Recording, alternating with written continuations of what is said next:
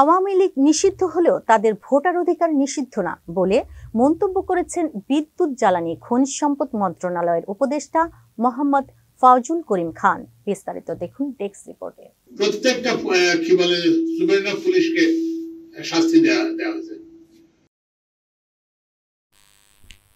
উপদেষ্টা এ সময় আরো বলেন, অন্তর্বর্তীকালীন সরকারের কোনো দল নেই, তাই অন্তর্বর্তীকালীন সরকার নিরপেক্ষ ভূমিকা পালন করছে।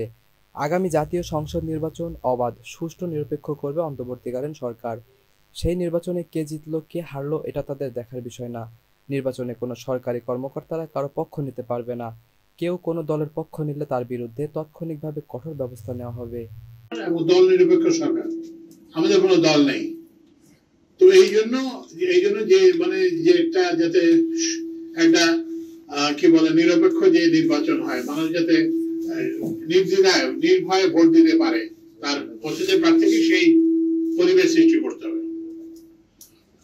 আরেকটা জিনিস হচ্ছে যে যারা ফিল্ডের অফিসার তারা কিন্তু মনে রাখবা, এই যে 2018 সালের যে ওই যেটাকে লাইলাতুল ইলেকশন বলে, রাতের বেলা নির্বাচন, প্রত্যেকটা ডিসি কে কিন্তু করা হয়েছে, শাস্তি দেওয়া হয়েছে।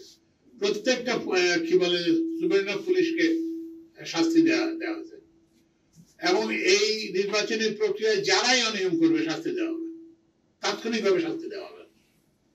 কারণ আগে তো হচ্ছে কি এগুলো এনকারেজ করা হয়েছে, এবার কিন্তু আমরা অপেক্ষা করবো না।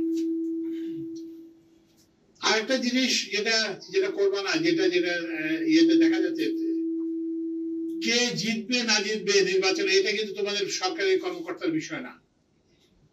যে নির্বাচিত হবে তার সঙ্গে কাজ করতে হবে আমাদেরকে।